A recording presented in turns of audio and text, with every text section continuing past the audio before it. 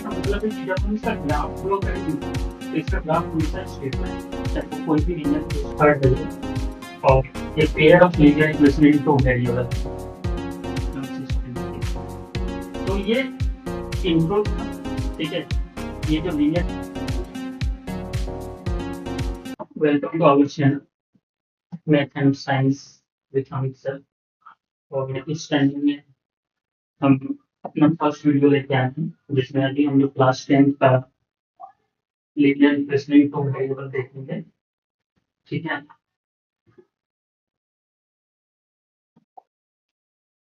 तो हमारा चैप्टर है class 10 and second chapter third है ये। और ये pair of linear equation in two variable. तो यहाँ पे pair of linear equation in two variable हम तो क्लास 9 में, हम इसका मीनिंग समझाने से पहले हम चाहते हैं कि क्लास 9 में हम लोग पढ़ेंगे लीनियर इक्वेशन,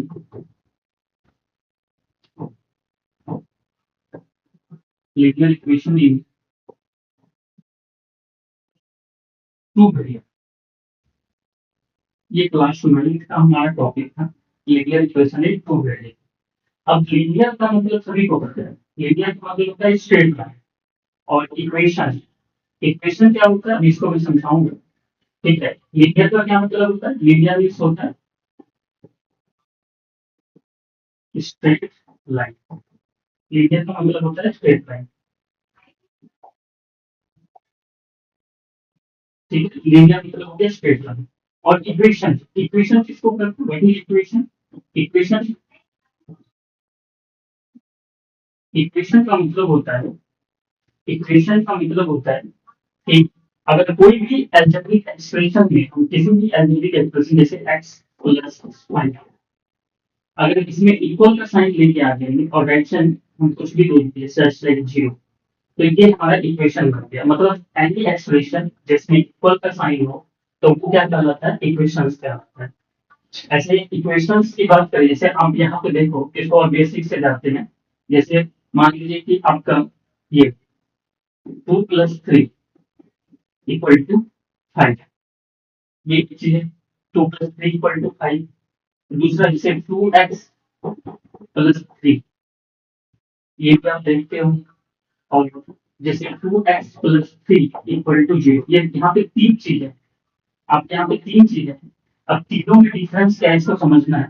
ये हमारा है मैथमेटिकल स्टेटमेंट। ये क्या है, मैथमेटिकल स्टेटमेंट। मैथमेटिकल स्टेटमेंट क्या करता है, sum of 2 and 3 gives 5, sum of 2 and 3 gives 5। ये हमारा क्या है, ये हमारा एक अलजेब्रिक एक्सप्रेशन। ये क्या है, एक अलजेब्रिक एक्सप्रेशन 2x + 3, ठीक है। और ये हमारा क्या है, एक इक्वेशन है। अगर इस अलजेब्रिक एक्सप्रेशन में इक्वल का साइन लग गया तो ये इक्वेशन। तो यहाँ पे हम लोग क्लास 9 में पढ़े थे linear equation in two variable, but ये है linear equation in one variable, क्योंकि यहाँ पे वेरिएबल एक ही है। ये हमारी है linear equation in one variable, क्योंकि यहाँ पे एक ही वेरिएबल है और वो x। अगर हम दो वेरिएबल लाते हैं जैसे x + y = 5, ये हमारा हो गया, ये हमारा हो गया क्या, लीनियर इक्वेशन इन, ये हमारा हो गया linear equation in, linear equation in two variable, linear equation in two variable. तो हम लोगों को यहाँ पे पढ़ना है, अगर हम इसी चीज को हम क्या कर दें, x + y + z = समथिंग लिख दें, तो ये क्या हो जाएगा, linear equation in three variable. ये क्या हो जाएगा, linear equation in, linear equation in three variable. ये हो गया linear equation in three variable. तो मतलब लीनियर इक्वेशन किसको करते हैं, यहाँ पे आप सभी में देख रहे हो लीनियर इक्वेशन का अलग है। लीनियर में मतलब अगर आपको इक्वेशन को समझना है तो लीनियर में सबसे पहले वेरिएबल का पावर को देखना होगा। अगर वेरिएबल का पावर 1, वेरिएबल का पावर क्या है 1, यहाँ भी वेरिएबल का पावर 1 है, इसीलिए ये लीनियर इक्वेशन कहता है। यहाँ भी वेरिएबल का पावर 1, दो वेरिएबल्स है, दोनों में वेरिएबल का पावर 1 है। यहाँ पे तीन वेरिएबल्स है और तीनों में वेरिएबल का पावर 1 है, इसलिए ये लीनियर इक्वेशन कहता है। अगर किसी ने हम वेरिएबल का पावर को अगर चेंज करते x² + 5x + 6, तो अब ये लीनियर इक्वेशन है। क्योंकि अब यहाँ पे वेरिएबल का हाईएस्ट पावर कितना हो गया, 2 हो गया। तो पहले हमें समझना होगा कि लीनियर इक्वेशन, लीनियर का मतलब क्या होता है, लीनियर का मतलब होता है स्ट्रेट लाइन। ये इसका एक ग्राफिकल मीनिंग है। जब हम इसका ग्राफ ड्रॉ करेंगे, जब हम इसका ग्राफ ड्रॉ करेंगे, तो ग्राफ ड्रॉ करेंगे तो यहाँ पे हमारा ग्राफ एक स्ट्रेट लाइन आएगा। लीनियर इक्वेशन का ग्राफ, चाहे वो लीनियर इक्वेशन 1 वेरिएबल रहे, चाहे 2 वेरिएबल रहे, चाहे 3 वेरिएबल रहे, तो इसका ग्राफ हमेशा क्या आने वाला, स्ट्रेट लाइन। लेकिन लीनियर इक्वेशन 2 वेरिएबल, यहाँ पे वेरिएबल का हाईएस्ट पावर, सॉरी ये क्वाड्रेटिक इक्वेशन हो गया, यहाँ पे वेरिएबल का हाईएस्ट पावर कितना है, 2 है, तो इसका ग्राफ स्ट्रेट लाइन नहीं आएगा। ये कभी भी स्ट्रेट लाइन नहीं देगा, ये स्ट्रेट लाइन नहीं देगा इसका ग्राफ। ठीक है, तो यहाँ पे ध्यान से समझना है। अभी तक हम लोग क्या समझे, हम अभी क्लास 9 में ही हैं। क्लास 9 में आपको क्या पढ़ाया गया था, लीनियर इक्वेशन इन 2 वेरिएबल। ठीक है, लीनियर का मतलब होता है स्ट्रेट लाइन, इक्वेशन का मतलब हमने आपको समझाया। ये इक्वेशन नहीं है, ये एक मैथमेटिकल स्टेटमेंट है, सम ऑफ 2 and 3 gives 5, और ये एक एल्जेब्रिक एक्सप्रेशन है। और इस एल्जेब्रिक एक्सप्रेशन को हम पॉलिनोमियल भी कहते हैं, क्योंकि आप जानते हो कि पॉलिनोमियल में वेरिएबल का जो पावर होता है, जो एक्सपोनेंट होता है, वो होल नंबर होना चाहिए, और 1 is whole number. That's right, this algebraic expression is a polynomial also. और ये क्या है हमारा, ये हमारा लीनियर इक्वेशन इन 1 वेरिएबल, ये हमारा लीनियर इक्वेशन इन 2 वेरिएबल है, ये लीनियर इक्वेशन इन 3 वेरिएबल है, और ये हमारा क्वाड्रेटिक इक्वेशन है, क्योंकि यहाँ पे आपको दिख रहा है कि वेरिएबल का हाईएस्ट पावर। तो यहाँ से हम इक्वेशन को पहचानना सीख गए। और अगर हम इसका ग्राफिकल रिप्रेजेंटेशन के बारे में जाने, अब ग्राफिकल रिप्रेजेंटेशन क्या होता है, graphical graphical representation graphical representation of linear equation, graphical representation of linear equation. Graphical representation कहने का मतलब है कि जब हम इसका ग्राफ ड्रॉ करेंगे ना, तो इसका ग्राफ हमेशा स्ट्रेट लाइन आएगा, चाहे वो कोई भी लीनियर इक्वेशन हो, तो इसका ग्राफ हमेशा क्या आएगा, स्ट्रेट लाइन आएगा। और यहाँ पे, अब यहाँ पे क्या है ना, ये ग्राफ, ये जो स्ट्रेट लाइन है, ये जो हमारा क्या है, स्ट्रेट लाइन, ये स्ट्रेट लाइन, तो ये स्ट्रेट लाइन इनफाइनाइट पॉइंट से मिलकर बना है। कोई भी स्ट्रेट लाइन बहुत सारे पॉइंट से मिलकर बनता है। जैसे हम यहाँ पे पॉइंट्स को कंबाइन करेंगे तभी वो स्ट्रेट लाइन बनेगा। तो यहाँ पे क्या है ना कि ये बहुत सारे पॉइंट से मिलकर बनेगा। ये स्ट्रेट लाइन क्या है, बहुत सारे पॉइंट से, और यहाँ पे ईच पॉइंट इस इक्वेशंस का एक सॉल्यूशन, ईच पॉइंट क्या करता है, एक सॉल्यूशन को रिप्रेजेंट करता है। किसको रिप्रेजेंट करता है, एक सॉल्यूशन को। मेरा कहने का मतलब है कि आप जो 9th क्लास में पढ़े थे लीनियर इक्वेशन इन 1 वेरिएबल, वहां पे सॉरी लीनियर इक्वेशन इन 2 वेरिएबल, तो वहां पे सिंगल इक्वेशन पढ़े थे, और वहां पे जब हम ग्राफ बनाते थे वो ग्राफ स्ट्रेट लाइन आता था, और वहां पे हर पॉइंट, किसी भी ग्राफ का हर पॉइंट उसके सॉल्यूशन को रिप्रेजेंट करता है। तो वहां पे हमने पढ़ा था 9th क्लास में हम लोग क्या पढ़े थे कि लीनियर इक्वेशन इन 2 वेरिएबल के कितने सॉल्यूशंस होते हैं, लीनियर इक्वेशन इन 2 वेरिएबल जो होता है, इसके कितने सॉल्यूशन होते हैं, इनफाइनाइटली मेनी सॉल्यूशंस। क्यों होता है, क्योंकि ये लाइन कितने पॉइंट से मिलकर बना हुआ है, इनफाइनाइट पॉइंट से मिलकर बना हुआ है, और इनफाइनाइट पॉइंट में हर पॉइंट एक सॉल्यूशन को रिप्रेजेंट करता है। तो यहाँ पे हमारा हर पॉइंट क्या करता है, एक सॉल्यूशन। इसलिए क्लास 9 में आपको बताया गया था कि लीनियर इक्वेशन इन 2 वेरिएबल में अगर आपको सिंगल इक्वेशन दिया हुआ है, तो सिंगल इक्वेशन में क्या होता है, हर पॉइंट एक सॉल्यूशन को रिप्रेजेंट करेगा, हर पॉइंट क्या करेगा, एक सॉल्यूशन को रिप्रेजेंट करेगा। और यहाँ पे कितने सॉल्यूशंस हो सकते हैं, यहाँ पे इनफाइनाइट सॉल्यूशंस हो सकते हैं। अब हम लोग नेक्स्ट जो है, अब जनरल फॉर्म की बात करेंगे। तो यहाँ पे हम लोगों को क्या करना है, एक चीज और देख लेते हैं, यहाँ पे हमको क्लास 10th में बात करेंगे। तो हमारे यहाँ पे क्या है, पेयर ऑफ लीनियर इक्वेशन, यहाँ क्या है, pair of linear equation in 2 variable, ये चैप्टर का नाम ध्यान से समझिए, pair of linear equation in 2 variable. अब पेयर का मतलब क्या होता है, पेयर का मतलब होता है, इसको हम लोग क्या कहते हैं, जोड़ा। दैट मीन्स ये हमेशा 2 के साथ आएंगे, यहाँ पे 2 इक्वेशन एक साथ आएंगे। लीनियर का मतलब जो भी इक्वेशंस आएंगे वो क्या होंगे, उसमें वेरिएबल का हाईएस्ट पावर कितना आपका 1 होगा, या कह सकते हैं डिग्री 1 होगा। यहाँ पे डिग्री कितना होगा, 1 होगा। और टू वेरिएबल में हम दो वेरिएबल्स को लेंगे और वो दो वेरिएबल्स एक्स एंड वाई होगा जनरली। तो अगर हम जनरल फॉर्म की बात करें तो इसे general form linear equation, general form linear equation is two variable, general form linear equation in two variable क्या होता है, A X plus B Y plus C equal to, ये होता है जनरल फॉर्म। और यही हम लोग क्लास 9 में एक ही इक्वेशन पढ़े थे। और आपको जब कभी भी एक इक्वेशन दिया रहेगा, जब कभी भी एक इक्वेशन दिया रहेगा, तो आप इसके कहने कितने सॉल्यूशंस हैं, इनफाइनाइटली मैनी सॉल्यूशन। कितना सॉल्यूशन है इस इक्वेशन का, कितना सॉल्यूशन होगा, इनफाइनाइटली मैनी सॉल्यूशन होगा।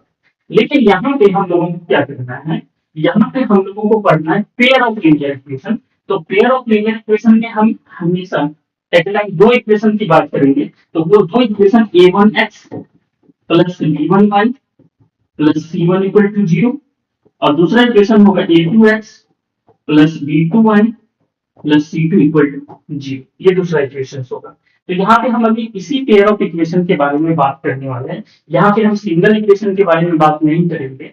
और सिंगल इक्वेशन अगर कभी दिया है क्लास 9 के स्टूडेंट को चाहे क्लास 10 के स्टूडेंट्स हो, ये इंट्रो दोनों के लिए चल सकता है। ठीक है, तो यहाँ पे क्या होगा कि ये क्लास 9 में एक इक्वेशन के लिए हम कहेंगे इसके कितने सॉल्यूशंस हैं, इनफाइनाइटली मेनी सॉल्यूशन। लेकिन अभी हम लोग जो बात करेंगे, यहाँ पे हम लोग दो इक्वेशन पे बात करेंगे। तो अब हम लोग देखते हैं कि हमारे दो इक्वेशन में क्या होगा। तो अब हमारा जो टॉपिक है general form of pair of linear equation in two variable.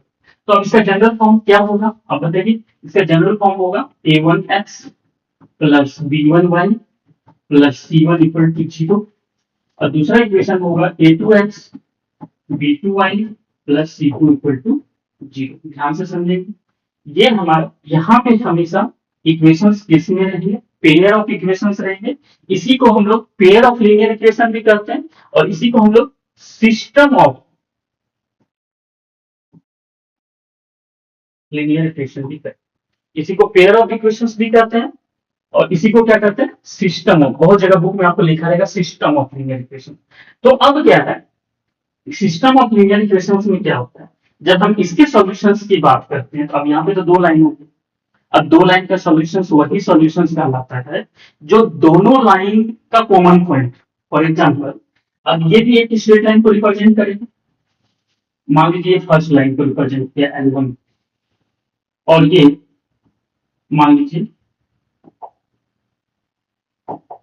ये किसको रिप्रेजेंट किया, L2 को रिप्रेजेंट किया। तो जब हम दोनों इक्वेशन को एक ही प्लेन में ड्रॉ करेंगे, अब जब दोनों इक्वेशंस को हम एक ही प्लेन में ड्रॉ करेंगे, तो इसके कितने पॉसिबिलिटीज होंगे, इसके तीन पॉसिबिलिटीज हो सकते हैं। या तो जैसे ये दोनों लाइन एक दूसरे को क्या करेगा, इंटरसेक्ट करेगा, इसको कहते हैं इंटरसेक्टिंग लाइन। इसको क्या कहते हैं, इंटरसेक्टिंग लाइन। ये हो गया फर्स्ट केस।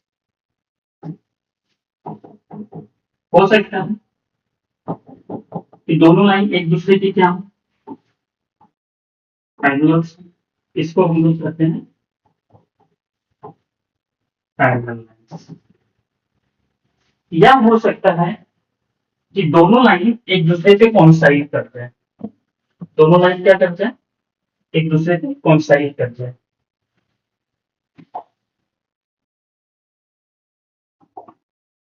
दोनों लाइन हो सकता है कि हमने फर्स्ट लाइन ड्रॉ किया और दूसरा लाइन भी क्या आ जाए, इसी पे आ जाए।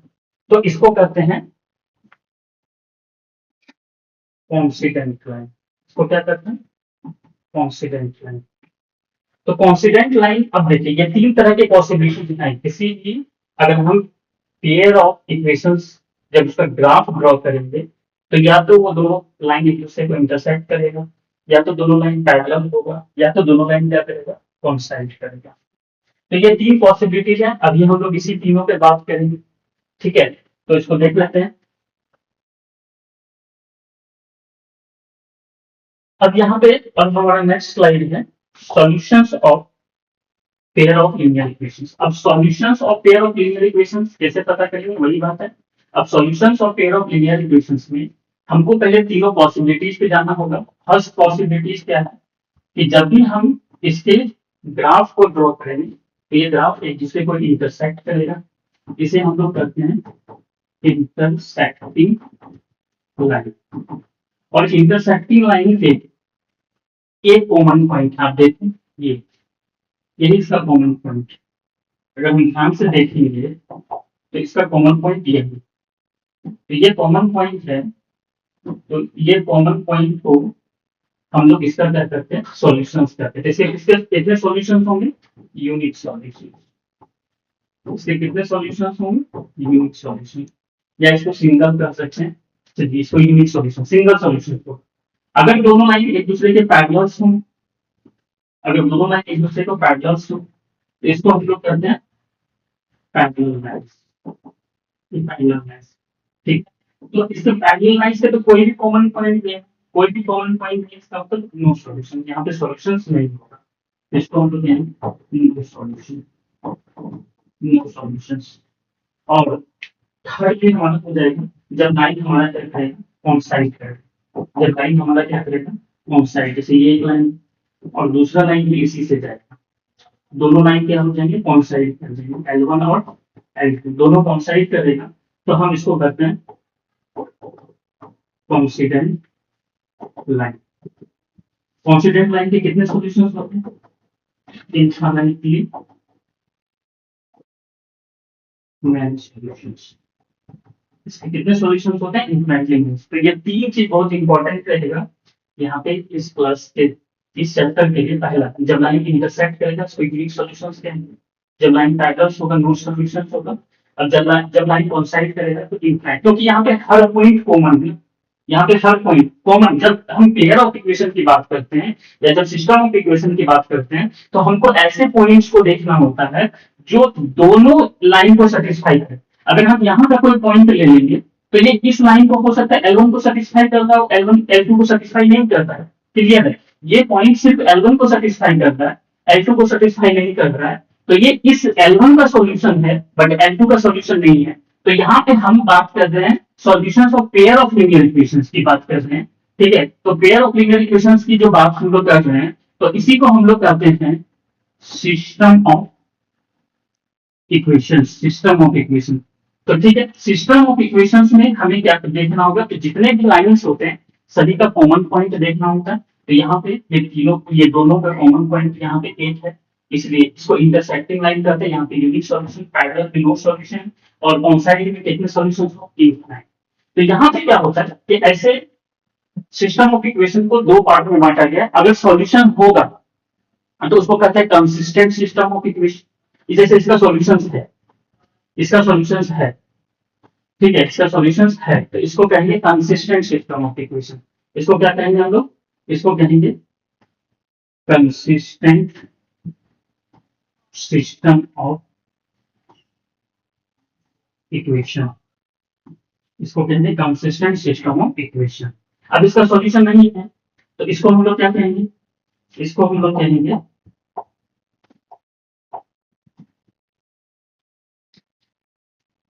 क्या कहेंगे इसको, इनकंसिस्टेंट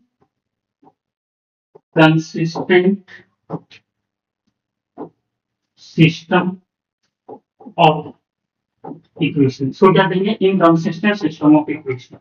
ठीक है, अब थर्ड जो है हमारा, अब थर्ड में हमारा है कॉन्सिडेंट लाइन।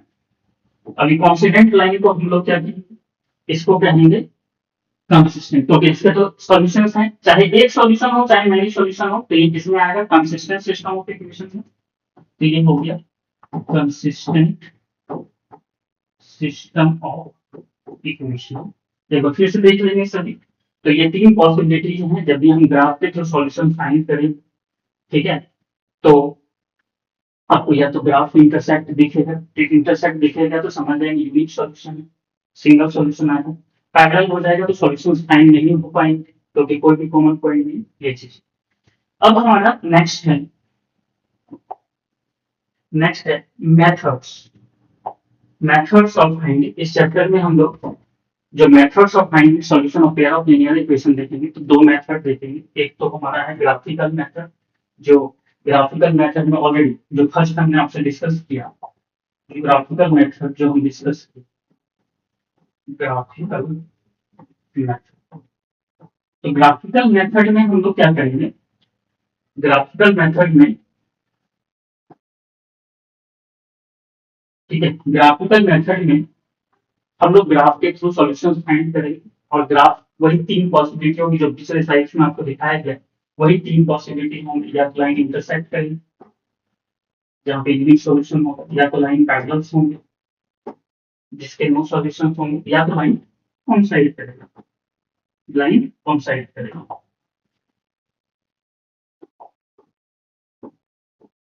ठीक है, तो इसके इन्फाइनाइटली मैनी सॉल्यूशन, तो ये ग्राफ के थ्रू इसको हम लोग नेक्स्ट वीडियो में हम आपको ग्राफिकल मेथड लेके आएंगे। और एल्जेब्रिक मेथड जो हमारा है, एल्जेब्रिक मेथड में हम लोग, एल्जेब्रिक मेथड में हम लोग अभी, ऐसे तो मेथड्स तीन हैं। पहला मेथड है सब्स्टिट्यूशन मेथड, सब्स्टिट्यूशन मेथड, पहला मेथड है सब्स्टिट्यूशन मेथड। सेकंड है एलिमिनेशन मेथड, और थर्ड है क्रॉस मल्टीप्लिकेशन मेथड। और ये थर्ड हमारे सिलेबस से आउट है, इसमें इसको डिस्कशन नहीं होगा।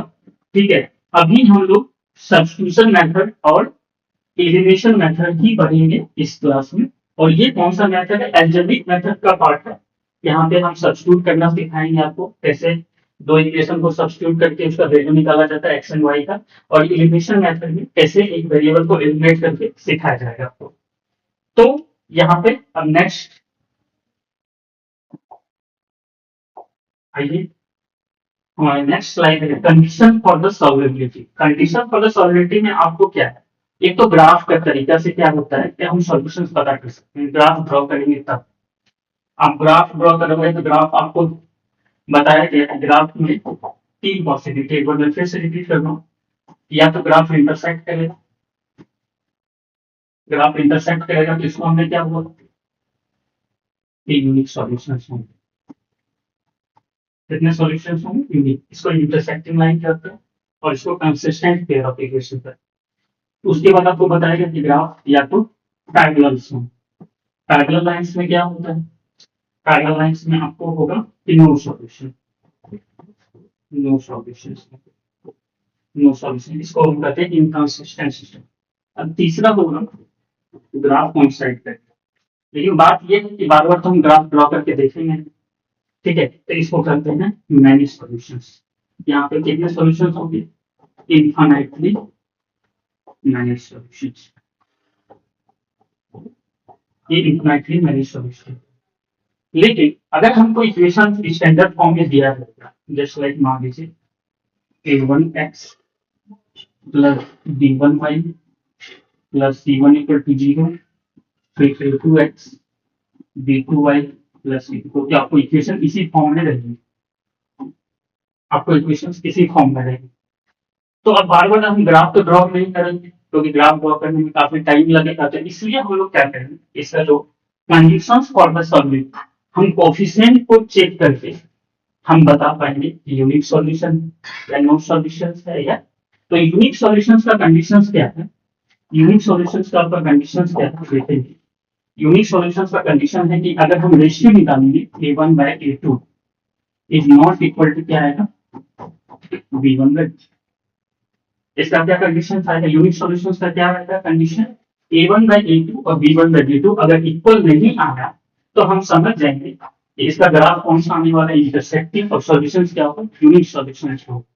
अगर हमारा पैरेलल वाला कंडीशन रहेगा तो इसमें a1/a2 is equal to b1/b2 is equal to c2 is not equal to होगा। ठीक है, तो ये आपका हो गया, ये आपका हो जाएगा नो सॉल्यूशंस का कंडीशंस, अगर हम यहाँ पे ये रेशियो चेक करेंगे। तीसरा होगा तीसरा क्या कंडीशन होगा, A1 by A2, A1 by A2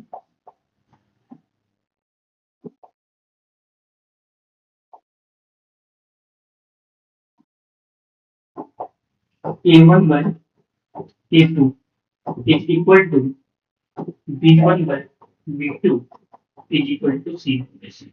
तो यहाँ पे ये तीनों रेशियो इक्वल आएंगे, यहाँ पे क्या आएंगे, तीनों रेशियो इक्वल आएंगे। तो यहाँ पे तीनों रेशियो अगर इक्वल आ जाएगा तो समझ जाएंगे लाइन कॉन्साइड करेगा, ये तो कॉन्सिडेंट लाइन है, इसको इनफिनिटली मैनी सॉल्यूशन। ये हमारा कंडीशंस क्या है, ये कंडीशंस क्या है, कंसिस्टेंट पेयर ऑफ इक्वेशन के, ये किसका है, कंसिस्टेंट के लिए। ये किसके लिए है, इनकंसिस्टेंट के लिए।